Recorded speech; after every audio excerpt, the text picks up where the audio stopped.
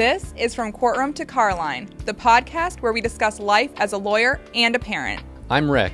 And I'm Jenna. Your host and partners both in the courtroom and in parenting. Join us as we navigate the fascinating worlds of life as a parent and a lawyer.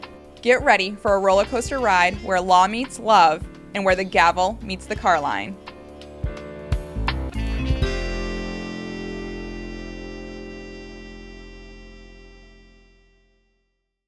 This is From Courtroom to Carline, a legal parenting podcast, and on today's episode, we have my cousin, my friend, Chelsea Marcous. Welcome to the show, Chelsea. Thank you. I'm happy to be here. Thank you for coming on the show. So, Chelsea, you have a law degree, but at this point, you are an IRB analyst. Why don't you tell our guests what that is? Yeah, so I work for Dana-Farber Cancer Institute. I do regulatory compliance with clinical trials. I review all submissions that come through for studies, and I make sure that everything is in compliance with federal regulations such as the FDA and through the Department of Health and Human Services. And I also ensure that all of our institutional policies are being followed to best protect the human subjects who are participating in these trials. It definitely sounds very interesting, and it's definitely different than your first start on your career path. So I want to take it back. What made you first decide to go to law school? I always had an interest in law. I just thought it was exciting, and it would be something new every day. I really liked that aspect of it. And I decided that I wanted to be a prosecutor, actually. So that is originally what I was hoping for when I went to law school. And then through law school, I learned so much and I gained all of these other interests there. And that is what led me to where I am today. So before going to law school, you obviously had to choose an undergraduate degree. And do you feel like that your undergrad schooling prepared you for the challenges that you would face when you went into law school? Because I know with me, I kind of just coasted through undergraduate degree. I was more interested in going to the football games, more so than going to class. So when I got to law school, it was a pretty big wake-up call. Do you feel like your undergrad kind of helped you prepare for what the challenges would be? Absolutely. I went to Hudson University, which is a very small private university here in Maine, and they had a legal studies program that I joined, which essentially was kind of a mini law school. I took all of the same classes that I ended up taking in my first year of law school. And I felt extremely prepared. I think I was better prepared than my classmates who came from other majors, such as, English or political science, because I did already have that background in legal work. And the private university was very helpful because there weren't a lot of parties to attend. So I was able to really focus on my classes pretty easily. You mentioned, you felt better prepared than some of your other classmates. So I majored in political science because that was, what you major in if you want to go to law school.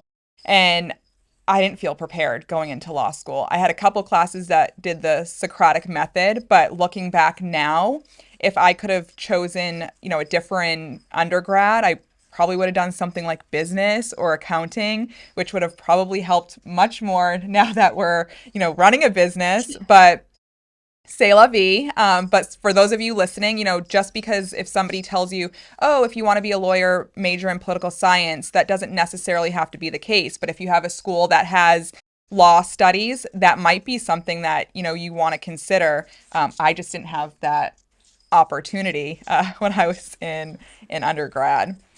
So Chelsea, going back to once you graduated law school, you obviously studied for the bar, you passed the bar. What did you do immediately upon graduating? So it's funny, I wanted to be a prosecutor going in. Immediately upon graduating, I was a criminal defense attorney.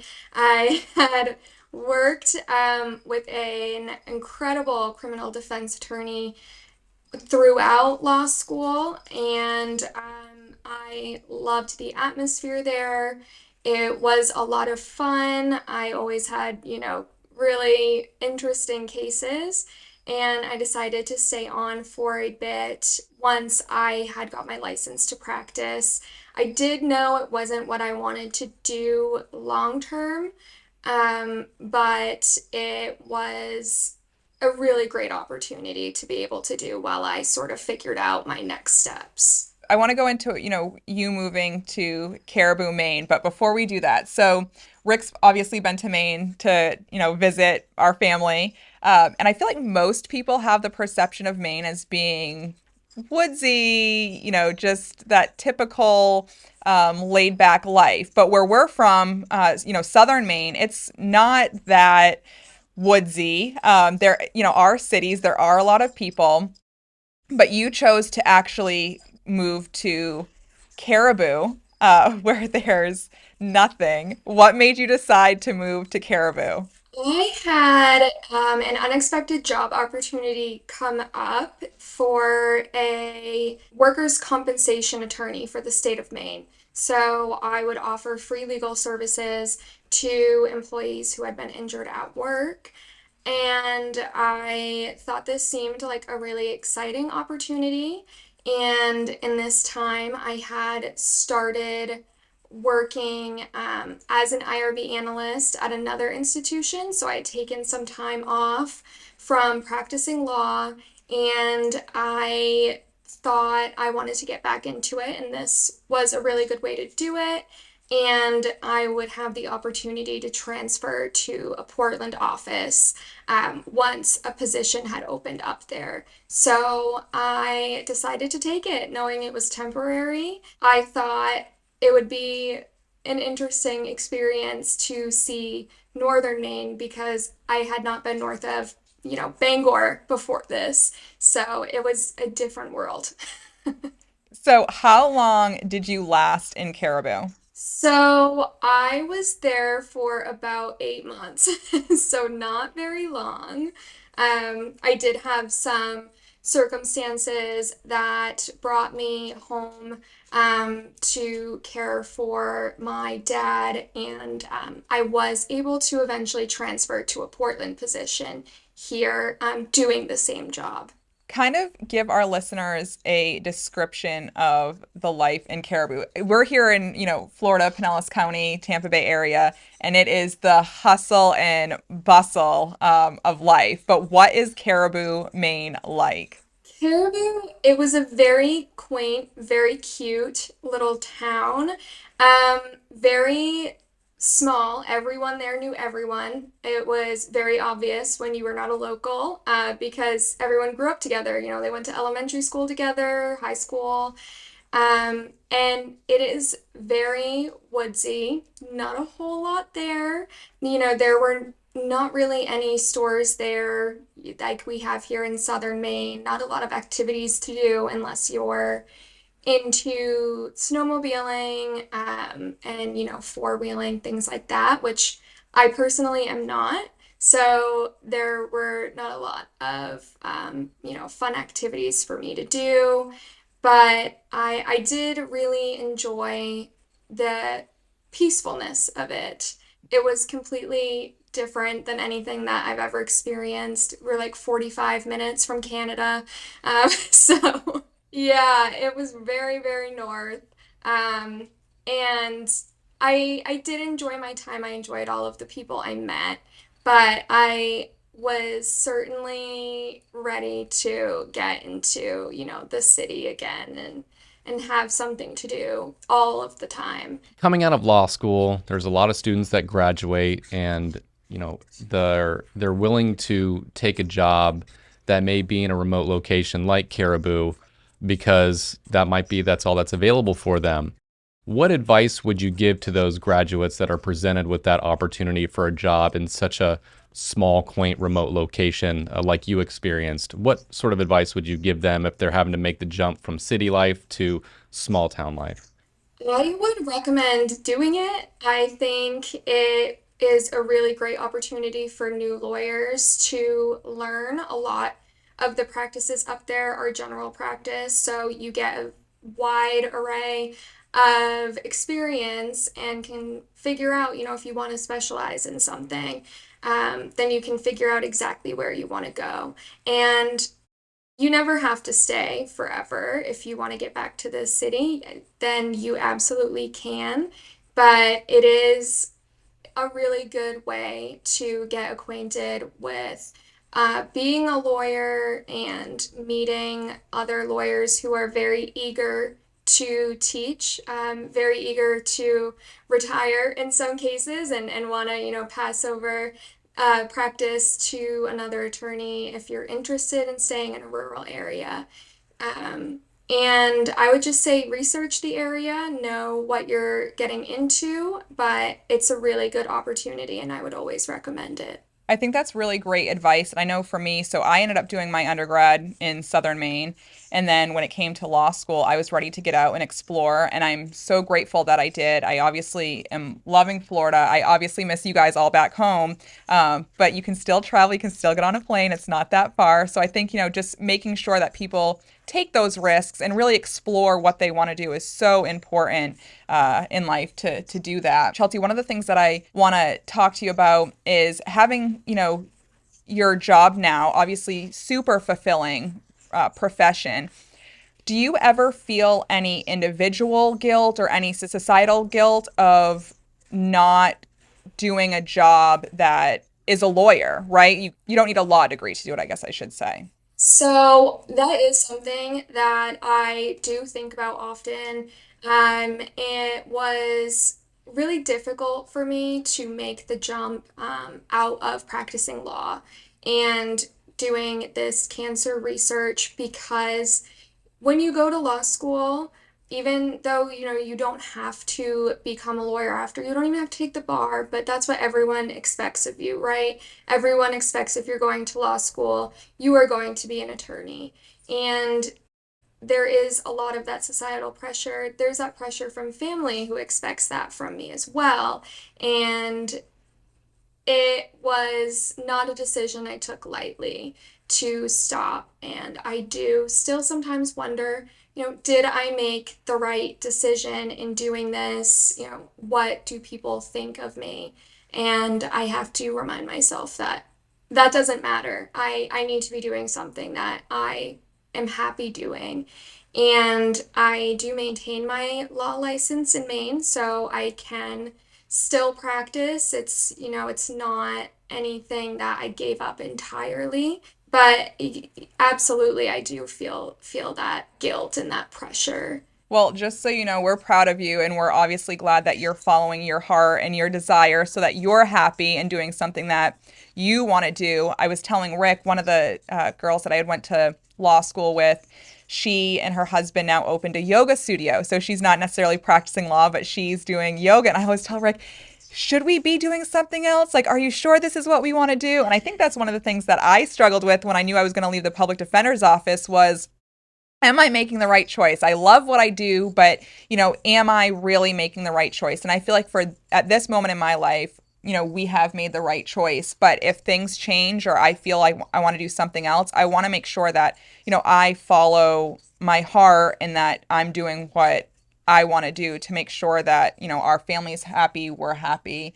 So I'm glad that you're following what you want to do and what you feel is right. It's really important when you spend so much of your life working. Obviously, you're married. How supportive has your husband been and allowing you to make this change and encouraging you to make this change, going from practicing law to doing what you do now as an analyst for IRB? He has been incredibly supportive. I think probably my number one fan. He was willing to pack up his life and move to Caribou, Maine for a while. And he didn't have anything for him up there. He didn't have a job waiting for him. He wasn't able to meet a lot of new people up there. So he sacrificed a lot to do that for me. And when I was struggling with this decision of, do I go to cancer research? Do I find another legal job? Do I stay where I am? I I really was at a loss, and he was very supportive in, telling me that it didn't matter what I did as long as I was happy, and I wasn't happy doing what I was doing.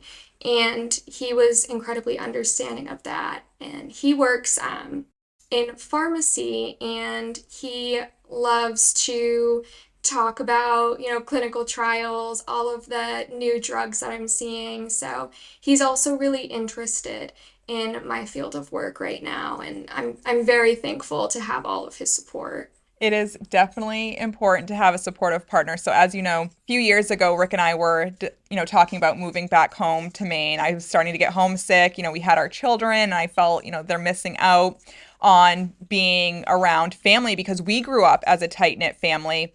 And one of the things was, well, Maine doesn't have reciprocity with Florida. So we would have to get licensed in Maine. And Rick went through that process with me. So we are licensed in Maine. We haven't made the, decision yet to move out there, but just like you're keeping your law license good and active, we still continue to keep our Maine license good and active in case we do want to make that decision, because we don't want to feel, stuck in one spot if we're not happy. Now, again, we love what we do and we're grateful to be down here, but it just gives us that option that if at some point we do decide to move up there, we can. And one of the things, just so our listeners know, reciprocity means that if you're licensed in one state, then other states will recognize that license and also grant you a license in that state. Florida is sort of on an island. If you're licensed in Maine or Texas, that doesn't mean that Florida is going to automatically give you a license. You're still going to have to take the Florida bar, take the exam, and pass, and then they can accept you. Maine is different. So with Maine, they do accept other jurisdictions. It just involves an application, character fitness evaluation, but no testing. So we were able to get licensed in Maine without having to take a single test. And so that was one of the things that I was very fortunate for, is being able to get the license without having to go through all the things that involve studying for the bar. Because when we studied for the bar, we didn't have kids, we weren't running a business. I can only imagine, people that, have a family or have a job are also having to study for the bar. That would be such a challenge. And I really now appreciate those who did that and put in the effort. So that was one of the things that I was very happy to learn about in terms of reciprocity with Maine. Chelsea, can you tell us a memorable experience from your professional journey that taught you a valuable lesson? A rather unfortunate experience at the time. I had my first hearing as the workers' compensation attorney in Caribou, and in this office, I was the sole attorney, kind of running things, and I was new to the practice of law, so I was sort of, running with things, trying to teach myself as much as I could. And my hearing did not go well. I was not asking the right questions, getting the, substance that I needed from my client. And the judge was very vocal about letting me know that during the hearing, and I ended up crying, and I just was like, I never want to do this again. This is horrible. I have talked to, many attorneys since then and told them about this, and they were like, "Oh, I cried at my first hearing too. Don't worry about it." I'm thankful to hear that, but I was able to take everything the judge said. I mean, he was an incredible man. He was not trying to be mean to me. He was genuinely trying to help me get through it and teach me, what I should be doing. And I had another hearing a few days later. I really prepared a lot for that, taking my experience from the first hearing, and I pat myself on the back. I knocked that one out of the park because I was really trying to avoid having another bad experience, and I really wanted to show the judge that, I can do this, and I really try never to make the same mistakes twice after that. I realized that I really can take my mistakes and turn them around and really learn from them and grow as, an attorney, or in my current position, just grow as a professional there. And I don't think I'll ever forget that first hearing, but it will always remind me that it's okay. It's okay to make mistakes, to mess up, and just to use that as a way to better myself. Chelsea, thank you for sharing that story. And Rick and I can both relate, obviously, having gone through, lots of trials and hearings. Yes, and not they're not always work related. I can tell you a very embarrassing story that happened to me just this last weekend. I volunteer at our church on every other Sunday morning. I help do some of the production, sort of behind the scenes, making sure that the audio and video is working correctly. And I've been doing it for about a year now, and I've sort of gotten comfortable in what I do, haven't ever messed up once.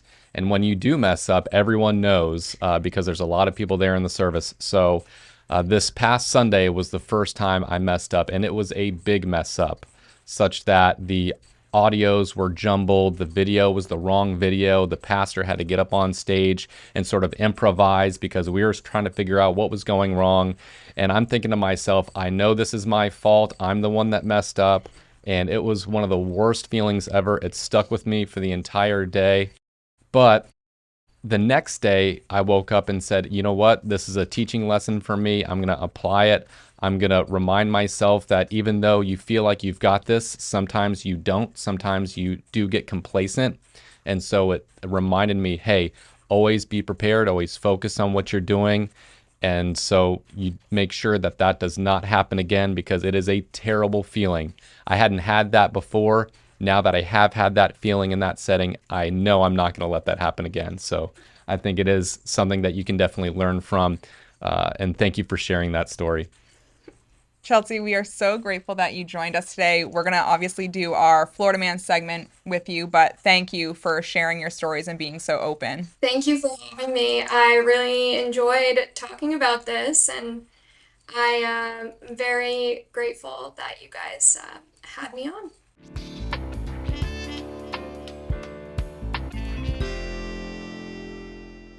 So, in What Happened to Florida Man, our story today is Florida man arrested after Cole's job interview for allegedly stealing Nike shoes as gift for his mother. So I know that that's what the headline says. However, the details of the story say that he stole toddler shoes. So apparently this guy went in for a job interview and on his way out stole two pairs of shoes, $24.99 each. So he pled on February 4th of 2019 to 12 months probation, 75 hours community service. About 2 months later, on April 3rd of 2019, he ends up picking up a new petty theft. This time they charged it as a felony because of his prior, and gets in trouble again for the same crime. He ultimately pleads to both. It looks like he got time served, and it looks like court costs were eventually all paid because his driver's license ended up getting reinstated. But still, I mean, how do you make, one mistake and make it again a couple months later? I'm not sure if that's, how somebody should be, but that's what happened. I would have loved to have been a fly on the wall in that job interview and ask him, did you think that you were going to get the job? Because if you did, it's probably not the wisest decision. If he didn't think he was going to get the job, then I can maybe understand his thinking. It's like, hey, I'm not going to get the job anyways. Might as well kind of take some shoes on the way out. But with these doing criminal defense for 10, almost 15 years, with these petty theft cases, you do sort of see this a lot. It's an impulse that people can't control.